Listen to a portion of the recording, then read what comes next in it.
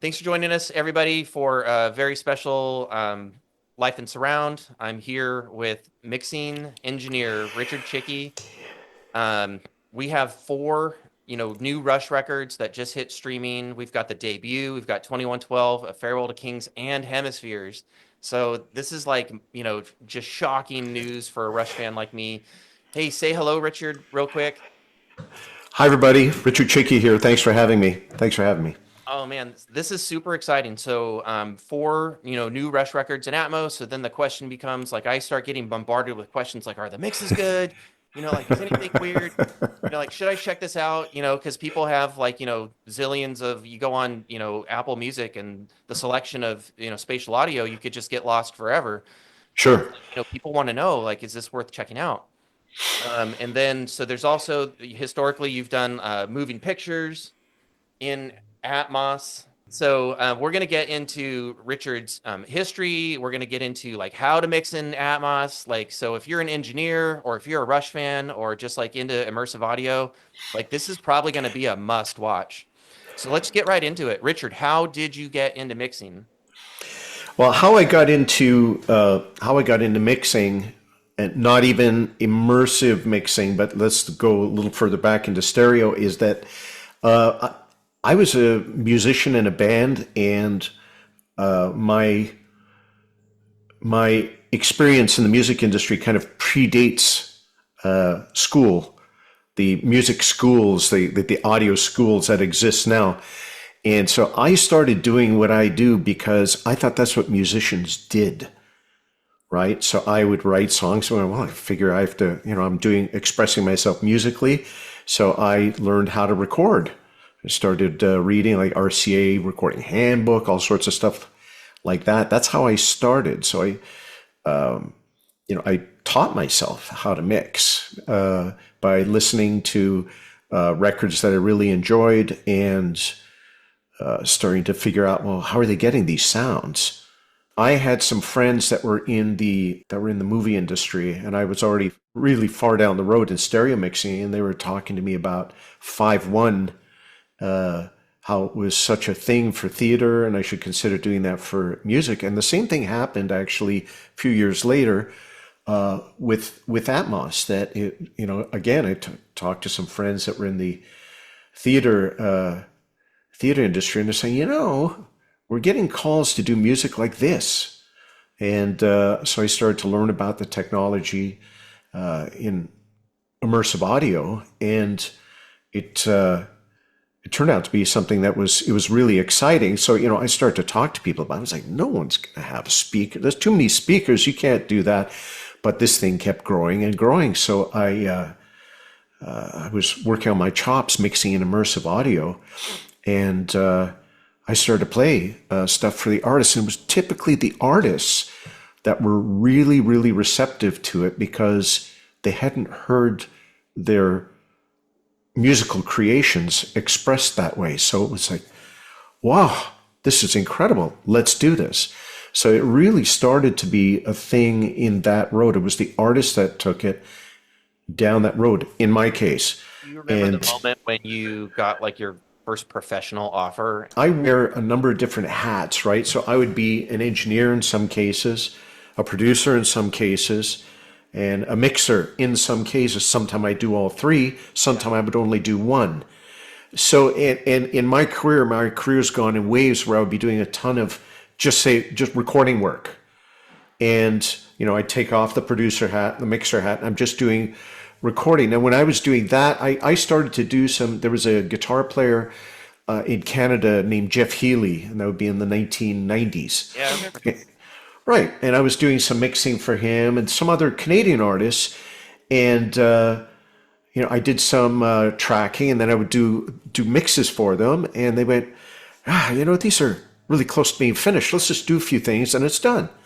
We go back and do a mix revision. Then all of a sudden went, this is great. We'll just keep this as is. And then it hit radio, right? And then when it would hit radio, all of a sudden, we've got, I had a song on like top 10 radio. It's been like the mid 90s in Canada. And then all of a sudden record company talks and they're like, oh, listen, can you mix this? Can you mix that? And I did start track. I tracked the next thing I did in the U.S. was an Aerosmith record, and they said, "Well, we need to do remix for some singles." I did a single mix, and that stuck, and this. So there was all these different things that it was.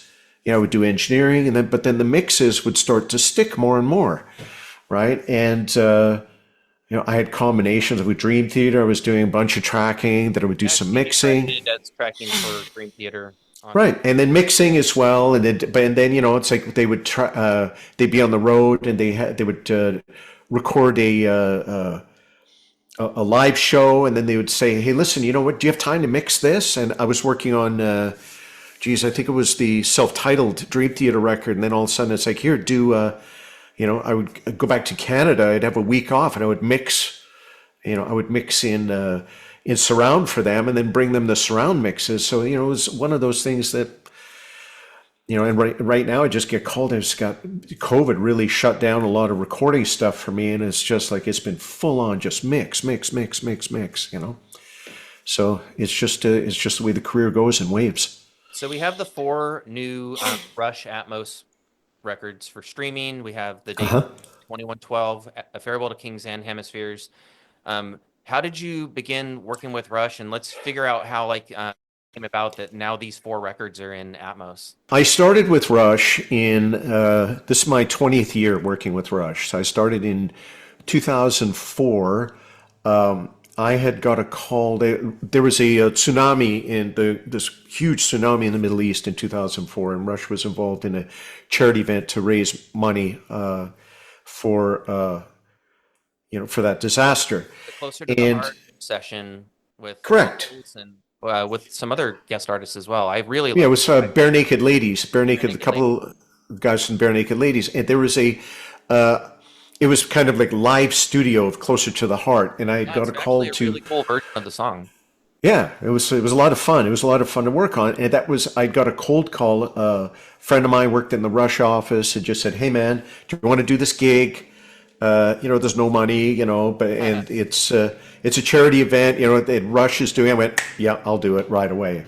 So I had 18-hour session of doing Closer to the Heart, and and Alex and I, we were just howling the whole time because he's a funny guy, and we just fed off of off the humor. And that project was great. We had a great time. A few months later, Al calls me. He says, "Hey man, I miss you. Hey, we've got a thing going on. We recorded this thing called R30.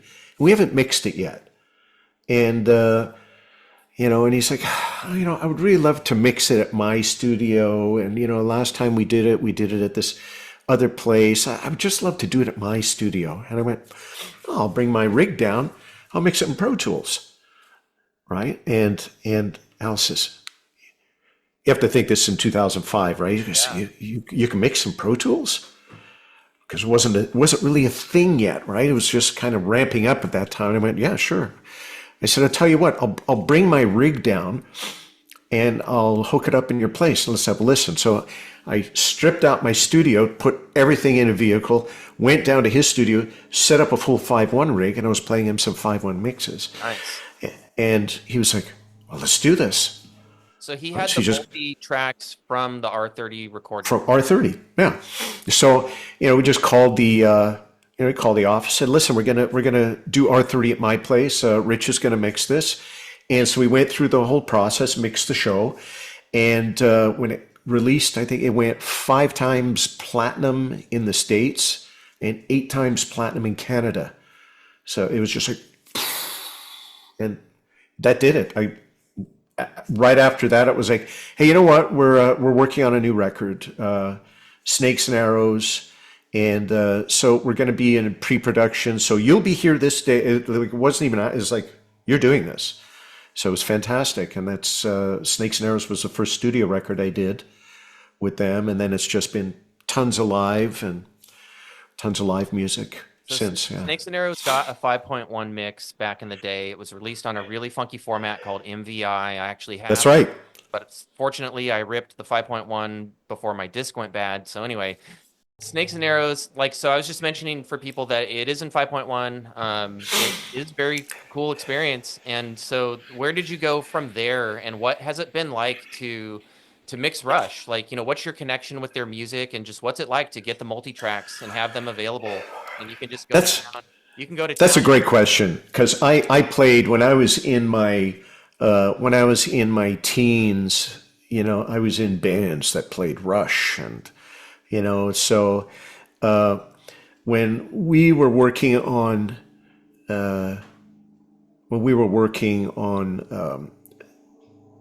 snakes and arrows. I would be playing some stuff off of Caress of Steel, like No One at the Bridge. I think I was playing, Yeah, and nice. Al came in and he's like, "Oh, you might find it easier if you just play this." I'm getting like free guitar lessons from Alex Lifeson about how to play this, so About deep so cuts it from rings. Caress of Steel. That's awesome. Yeah, right. So, it was any time like when I first did like moving pictures, the first thing I did was just listen to everything isolated, and it just brings back the things that formed my musical youth, that formed me, and just to listen to Neil do the huge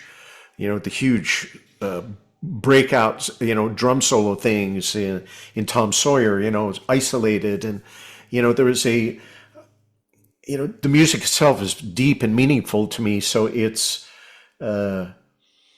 to me, there's a great responsibility in doing the music justice, and I've been really grateful that Alex, Ged, and Neil have all acknowledged the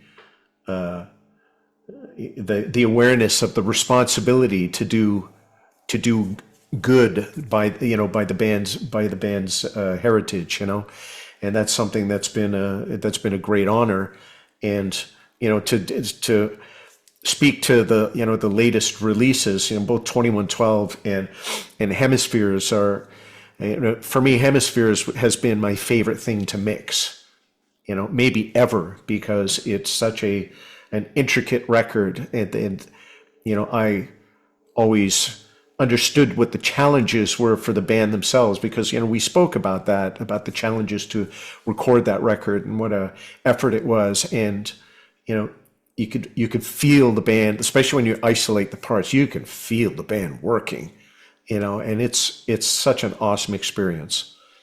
The musical prowess on that album is amazing. Uh, Fantastic. Goodness. And to be able to hear more intricacy with what, especially like, Peart's doing with his double bass drum work, and just intricacies of just little things about his ghost notes and everything. So to have Right. his kit more present, and to be able to bring it up in volume in my room and actually have it at volume where it feels like the intensity of a drum kit in your room.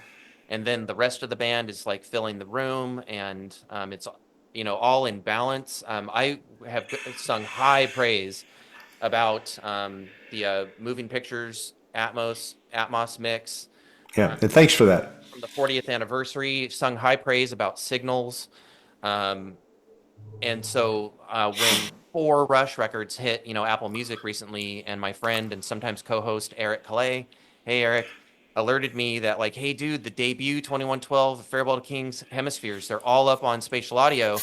I immediately began wondering, like, is this an upmix from the existing Hemispheres 5.1? Is this an upmix from the existing 2112 5.1? Or even the Faribault Kings? They all had existing mixes, but the debut didn't. So I went into the debut and I cranked it up in 7.2.4 and checked out a few of the cuts that I thought would have enough layers to, like, Uh huh. before and after that intro with all the chimey acoustic guitars. And like there was isolation, there's a guitar over here, there's a guitar behind me, there's some chimey stuff going on, and unlayering of stuff that I didn't even realize was on the record, no matter how loud I'd ever crank the LP. I was like, Right. okay, cool. We have a legit new mix of the debut. So this is cool. And so then I went, and I know like your historic 5.1 mixes. I went and checked for like little things that would stick out. And I was like, nope, these are all like new mixes. So we have 4 new Rush albums. They're classic Rush albums, but they're new Atmos mixes of 4 classic Rush albums. And that just like blew my mind. I dropped you a line like right away. It was like, oh my God, what can you tell me about this?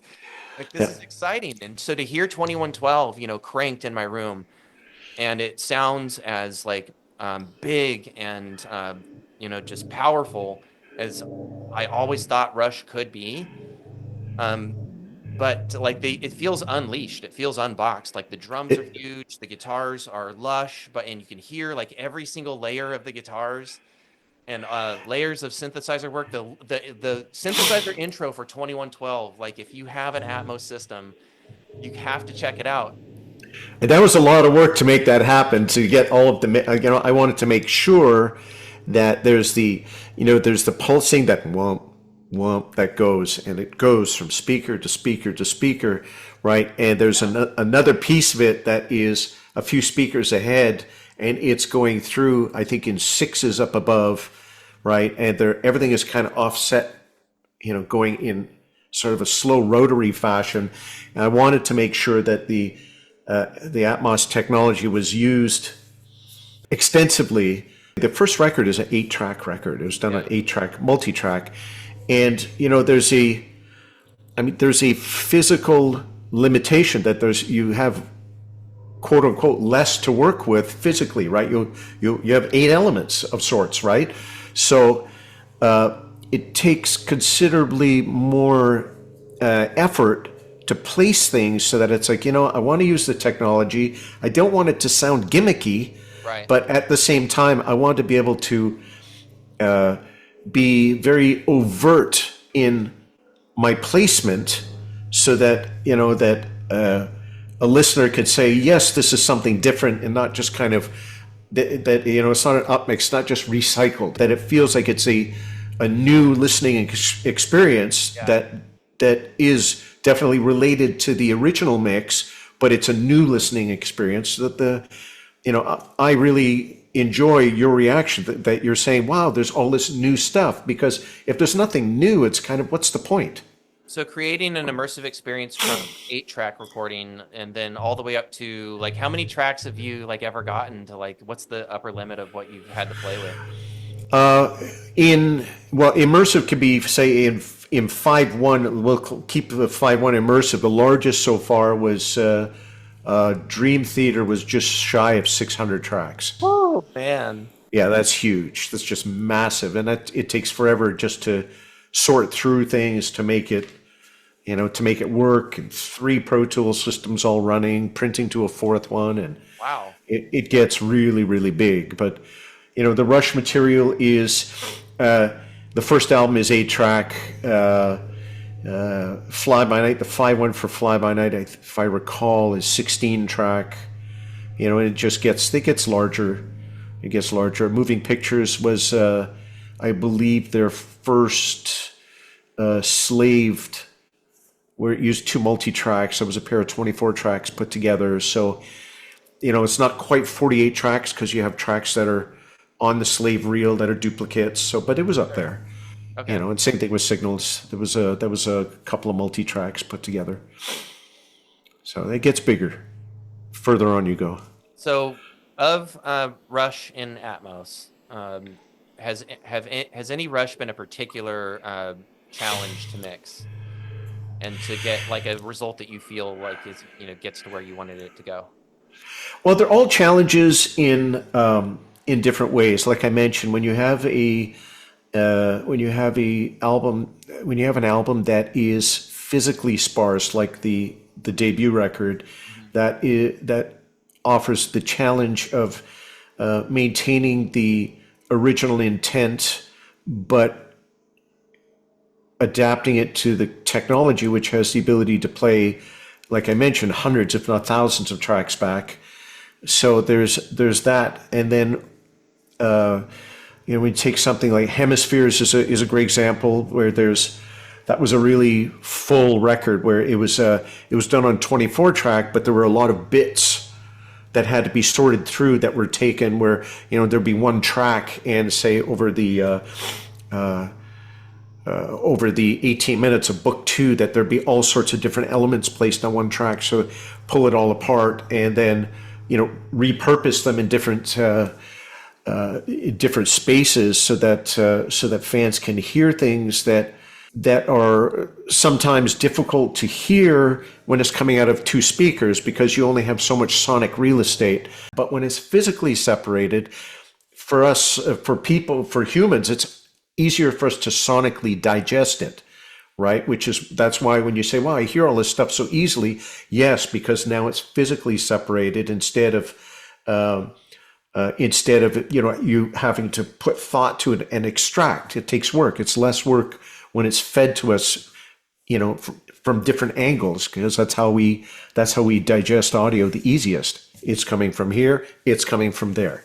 Let's talk Right. about the Farewell to Kings for a second and just like Sure thing. dynamic range that's available in Atmos. Because for that record, like, so for 2112, I find it to just be consistently super powerful, and then the dynamics back off. And um, for A Farewell to Kings, there's so many different kinds of textures. You get like a different feeling sort of song Sure. from the title track to Xanadu, like especially when the band hits in Xanadu, it's just like mind blowing, where you go from that like sound field made with the EBO on the guitar and everything. But then like you get dropped into a track like Madrigal, where Peart has a very different snare sound. And it's like quite a different animal from then, like the menacing Cygnus X1 Book 1 finally kicks in. And I'm just wondering, like, you know, was that really like Peart's snare sound for the whole record, or did he change snares? And so then like you have like a different presentation of the drums available. So like let's talk about just like the sonic landscape of A Farewell to Kings and Sure thing. how you navigated that, because it's so lush and diverse. It might be my Well, favorite of the new mixes just because of all the new stuff that I'm hearing. so I appreciate that, and that's first off, that's a great observation. I need to tip a hat to Terry Brown, because Terry had great vision when was tempering the intricacies of what he was recording. He tempered those from what I could see as somebody who receives this. He tempered what he was recording relative to what the vibe is of the song. And that's something as a producer that could be an incredibly difficult task. And, with a band like Rush, when I would get, say, Xanadu everything is broken apart. The drum kit, everything is isolated. So there's a lot to work with. When Madrigal, like the soft, like the kit is a lot softer, a lot pillowy, right? Where it's more of like a vibey thing as opposed to being something that's aggressive, right? It's like more of a tucked in vibe. I know the band really well, and it's just kind of, okay, this is the vibe that they had. I'm not here to restructure the vibe, right? My work is to use the current technology, the Atmos technology, and build on what the vibe was and make it an interesting and new listening experience, but not, destroy the vibe. Just like something about the new A Farewell to Kings mix, like so much characters coming out of all six of these tracks that it was like, so there's a lot to digest. And Yeah, I love those songs. yeah, Cygnus X1 Book 1 is up there among fan favorites for the Rush epics, like the sprawling epics that could take up, most of a side of a record or a whole record side. uh-huh, It's up there. And then we also have Camera Eye is one of my favorite Rush epics that really sprawls out. We have an Atmos mix of that. We have an Atmos mix. sure. So, what would you say? So, like people coming to the 4 latest Rush Atmos mixes, or moving pictures and signals, and is that the only 6 that we have so far? So for fans that are coming to wanting to experience these in Atmos or Atmos, like what are highlights that you would point them to? Like, what are you excited about, like with Rush and Atmos right now? Well, the exciting thing is that, Rush has always been, a lot of artists are storytellers, but Rush has really been the band that they were the front runners of progressive music telling stories, right? The 2112 is the story of the protagonist that he finds the guitar. He brings it to the temple, and the temple is, we don't want to, we know about this, but we don't want this to get out there. And if and listening to 2112, the side A of 2112, there's a really distinct story that's being told. And when you talk about the consistency of it, that's fantastic, because there's two layers to it. There is the musician. I found this guitar, right? And it's this softer, creative human that says, I want to bring this to the people. It's this magic music. And then the mix goes into this big, angry, Ged's voice is massive in all speakers, and Neil is smashing at the kid, and the guitars are really big and heavy. And it's a very strong toggle. Oh yeah, that presentation has Right? the strongest toggles in the Rush catalog. Right. But that's what the story is, and that's why it does that. And it does that on the original record, but in Atmos technology, it's even more exaggerated. So the story, it's bigger, it's better, right? So the story gets stronger. Yeah. And that's something that I have found with Rush, that the storytelling part of it is magnified, and it gets to be more of, for the fans that appreciate the lyrical depth of Rush and the story, when the music and the lyrics tell the story, that there's a sonic landscape that reinforces the story. And that's one of the biggest things that I appreciate. Even when I was doing Hemispheres in Atmos, I can't tell you how many times I listened, and it was done, right? It was done, and I would just go back and listen to it over and over again, because I would lose myself in the story. And like when just when the spaceship is traveling, and now there's it had, you could hear the effect of the rockets, but now there's thunder when the rockets fire, and when there's thunder in the breakdown of you hear the stuff of these space sounds, and now they're really emphasized and heavy sounding, that the listening experience is just more. And I listened to those as a fan, and then after I was done mixing, I was listening as a fan all over again.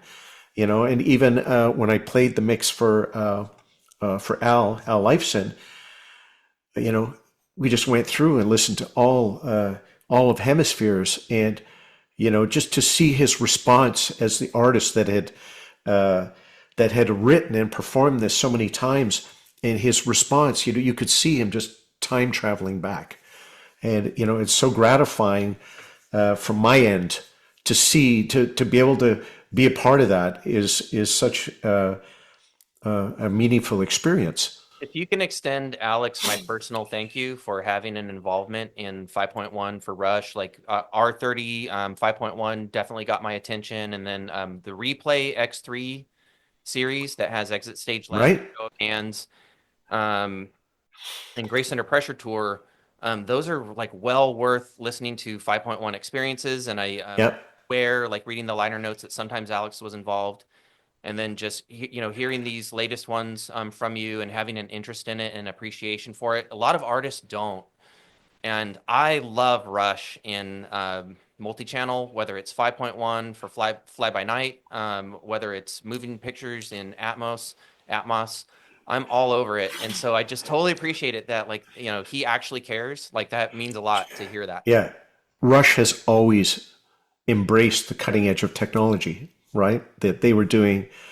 I mean, just to see them live, and the sheer amount of output that the band would do for three guys, it was, your eyes and ears never aligned, right? You'd look going, no, that can't just be three guys, and meanwhile you look at what they're doing, and, Al's playing Taurus pedals, he's playing samples of guitar while he's playing other guitar, and Geddy's playing, bass pedals and playing synths and singing it, how anybody could sing Big Money and play that on bass. I don't know. How does he do that? That's not possible. It's not Yeah, humanly possible. the question of how three musicians could make that much sound has always been a fascinating part of Rush for me. Like, Yeah, how are they doing it? And then they're very careful to be able to reproduce it live. 100%. Oh my gosh, man! Like, respect. Like, Yes. I don't know how they pulled it off. Like, you know, Not easy at all. It's not easy, I'm sure. I So, also like Alex's latest work on Envy of None. uh-huh. Digging his LP that's out, and now they're releasing some singles. So excited that he's Yeah. still, active. And I actually really love that group, even if he wasn't in it. Like that, that actually is kind of my jam. I like being on a mellow level. Like, Sure, sure. so to have him, I love like a lot of his historic work too, like Victor. Um, so yeah, this is so cool. So, I have favorite albums of mine that have really, really legit, well worth hearing, and in some cases, mind-blowing Atmos mixes available. 2112 recently I started praising it, on, social media and stuff because I was like, look, I've heard this record hundreds of times. I've heard it in stereo on various hi-fis and in cars and on earbuds and headphones, and I know this record. And then I heard it in 5.1 like about 10 years ago, and that brought new elements of the record out. And now in Atmos, it's just like the band is like in my living room, and it's like it's wow. And it swirls around you when it should, like in the 2112 intro, and the band has good separation. Like, you can hear all the layers of guitars and all the intricacies of the drums and the bass playing, and it's just like this is like, if you want to get into Rush and just get lost in like Rushland for a while, Yeah. we now have them in Atmos, and it's just an amazing way to experience it. So as a mixing professional, how do you see the current state of 5.1, of Atmos, of like listening on a full system? Like, I have 7.2.4. A lot of people are just listening on AirPods Pro, and Uh-huh. spatial audio. Like, how do you see, where are things That's a headed? great question. Let me tie this to, say, to 40 years ago or so, that there were people that were listening on Walkmans. There were people that had a pretty nice stereo at home. And then there were the audiophiles that had the multi $1,000 everything, right? And really, Atmos technology, first off, the one great thing about it is that it is the most robust technology that is adaptable to a lot of different listening environments. And you've just stated quite a few different listening environments that there are going to be the listeners that don't say have multi-channel speakers and they use the AirPod Maxes. And as when I'm working on Atmos mixes that I use the Apple Spatial Audio, I preview and adapt what I'm doing to be a solid listening experience using this technology. And as well, I end up using, I have a soundbar. I have soundbar technology that I review mixes on, and then I have discrete speaker technology in the studio, of course. And I review mixes on all of those to make sure that the listening experience is positive for under all listening conditions. Because really, the concept of going from a casual little simple system up to audiophile, that really hasn't changed, right? It's just kind of bigger years later, right? We have the simplest system up to like you have a discrete system that's it sounds really substantial, and there are people that are going to have that. There are going to be people that have soundbar technology, and there are going to be people that just listen through headphones. The Atmos, unlike 5.1, offers a more consistent listening experience.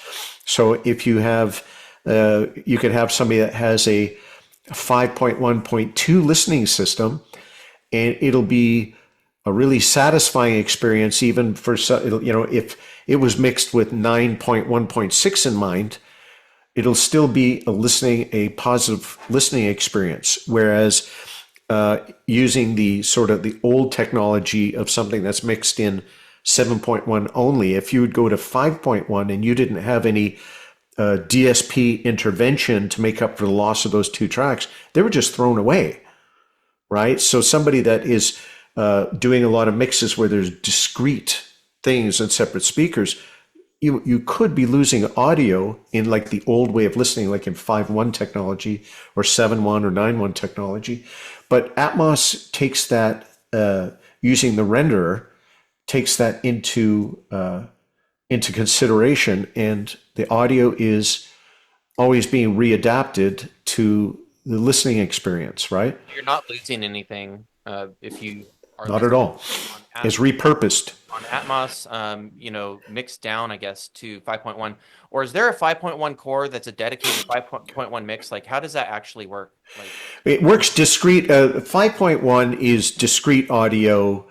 Again, this is with no DSP intervention. So we're just, if I deliver, like when I deliver something, I deliver, if it's 5.1, I deliver 6 channels, right? yeah, The 5 satellites and the subwoofer, right? So if I deliver 7.1, it's the 7 speakers and the subwoofer, 7 satellites, right? To go from 7.1 to 5.1, because they're just discrete mixes, there has to be some intervention, a fold down of sorts, where the audio in those other 2 speakers that are in the 7.1 mix has to be redistributed, right?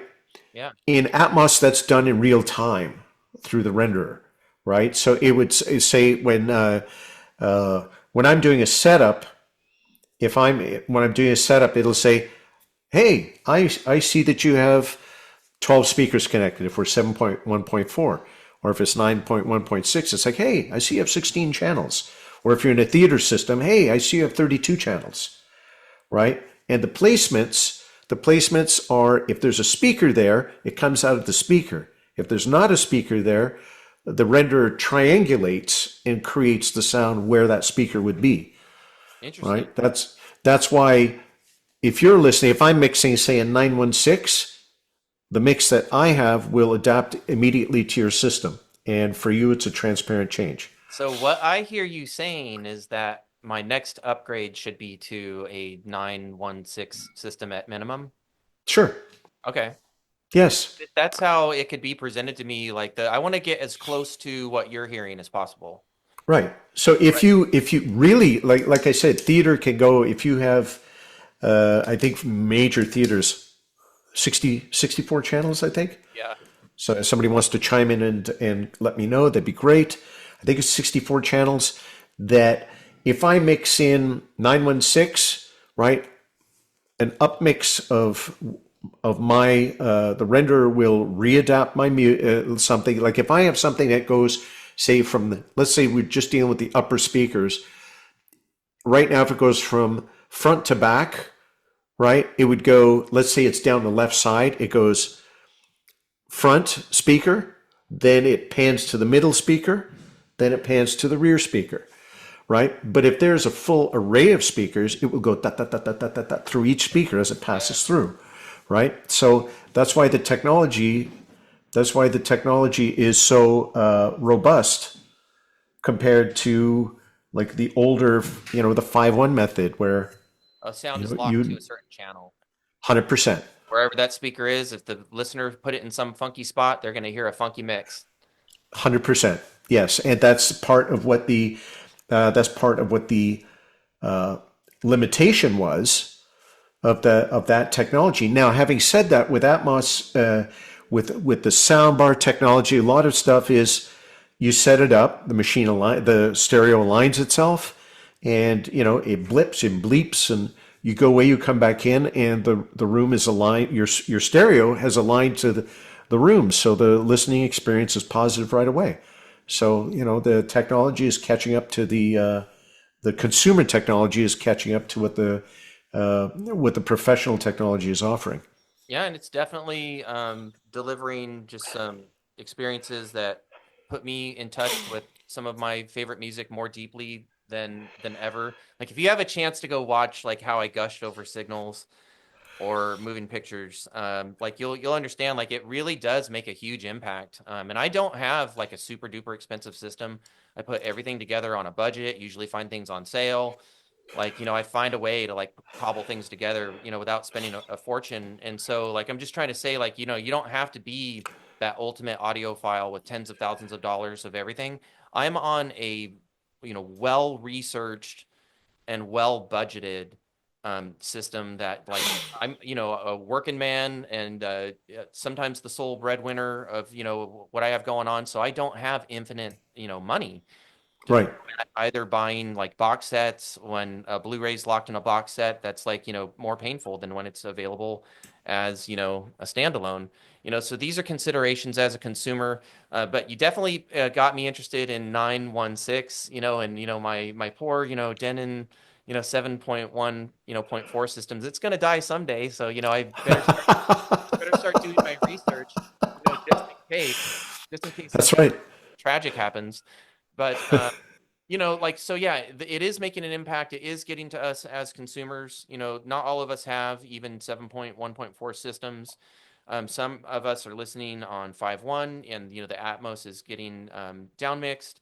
Anyway, so as an engineer, as a Rush fan, as fan of all the different musical styles that you're into, like where are you headed, and like what kind of trajectory is that? The very first thing that I played for Alex Lifeson, Amazon was they were introducing Atmos technology. This a number of years ago, and one of the first things that I mixed was Tom Sawyer in Atmos. And I told Al that what was going on with Amazon and blah blah blah. And he said, "Well, listen, you do what you do, and I want to come up and have a listen when you're done." Sounds great. So I finish mixing. He comes up, and that starts off with that at the beginning. There's lots of subwoofer, and it comes from back and comes up at tops, and it lands down like almost like a spaceship landing. Yeah. And there's a lot of use of the space, and Al is sitting and he's listening, and I'm behind him with the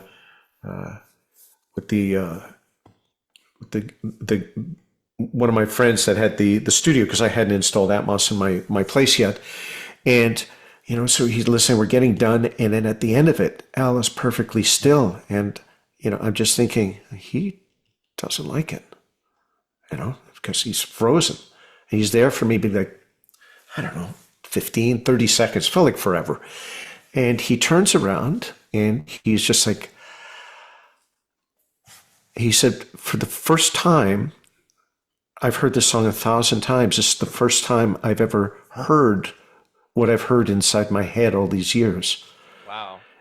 And when he said that, I was like, and he's the artist, and he's the most connected to that song that anybody could be, right? Yeah. And to see his reaction, I went, this is just going to be so huge, right? Because everybody at the time was just kind of, well, maybe, maybe it's a thing. And you know what I mean, right? It was like, maybe it's a thing. But when I saw that man's reaction, it was like, oh, this is just going to be massive, And even even if you're listening to immersive technology like this with that it is so much more satisfying than just stereo, that for me as an artist, I wouldn't want to have a stereo mix. Like if I was in a playlist somewhere, I wouldn't want to have just a stereo mix, after a bunch of Atmos technology has been thrown at a listener, because there's that, it's good, but, and then you go back to this thing where you have this enveloping experience, with there being so much music out there. I just think that in another 10 years that we're going to be consuming everything in immersive audio, games, everything is that we're exposed to is in immersive audio. All the gamers have immersive audio. So Every movie we go to see is immersive audio. you'd predict that a So lot of your work ahead of you is in immersive. yes.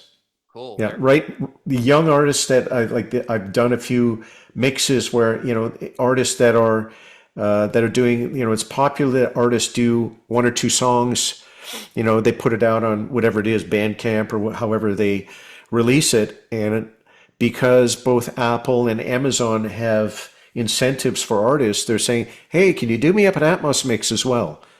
So they're asking, so it's definitely proliferating the listening experience for everybody. Hey, it's been super exciting to see Atmos explode in the last couple of years. And I just want to extend a personal thank you to kind of wrap things up. I want to thank you for your time. I want to thank you for mixing Rush in Atmos and doing a really great job. Um, I have felt more connected to some of my cherished favorite records that are part of the soundtrack of my life. To get a new experience, to feel like Rush are in my living room. And, parts that ought to swirl around and ping pong all over the place and just do Yeah, crazy yeah. stuff, like they do it. And the band is powerful. You can just hear everything. It's like you can hear like the brand of the guitar strings. Like it's just like so textured. It's like the acoustics sound like perfectly real. Um, Layers exposed. And just this deeper connection to like what the band were playing, how hard they worked, the uniqueness of their sound, getting like deeper into the lyrics because like the vocals don't compete with anything. And like Getty sounds like so human. You can hear like the humanity and like the pain of like, oh, just like there's so much emotion in Rush, and they deserve like all the dynamic space they can get. They deserve all the immersive space they can get. They deserve like the best listening, experience that you can manage. Do you actually recommend those headphones that you're wearing? Like, Well, these are the Apple these are the Apple headphones. We That's one of the requirements. One of the requirements for delivering Atmos mixes is that we have to review in these headphones because the technology is so pervasive, right? So would those be of interest to a consumer as well? 100%. They're Oh, great. They're good. part of the Apple ecosystem. They sound good. They do. They sound really good. Right on. I listen to a They're lot of immersive in spatial audio on AirPods Pro. So would you Yep. consider the actual headphones to be like an upgrade in your experience? Yes, definitely. Okay. All right. That's all I needed. Definitely. Okay, cool. Yeah, And they're called what? definitely. What are you actually wearing? Yeah, they're AirPod Max. I think they're Maxes. Okay. Very AirPod cool. Max. So again, I want to thank you for mixing in Atmos, for just mixing at all, like getting music Yep. out there. Cheers. Music is something that just like makes life, feel like more worth living, and like it gets us through hard times. It helps us celebrate Sure. stuff. Rush music is just perfect for like all of it, like the entire emotional range. And just to get like put more deeply into the music, it's just a profound sense of thank you is Uh, spread. and I appreciate your support so much, and I appreciate that you're taking a chance on the technology, and that it's when I hear you tell me all of the stuff that is the goal of what I do. It's really meaningful. It's really meaningful, and it feels like it's mission accomplished, right? So thank That's you for that. amazing. Yeah, well, thank you in return. So, and I know a lot of my viewers feel exactly the same. I get comments all the time about like just getting Great. immersed, more connected to music that we love, and to be able to kind of talk about it together, and then to Uh share, huh. some Well, questions with you. Appreciate yep. your time.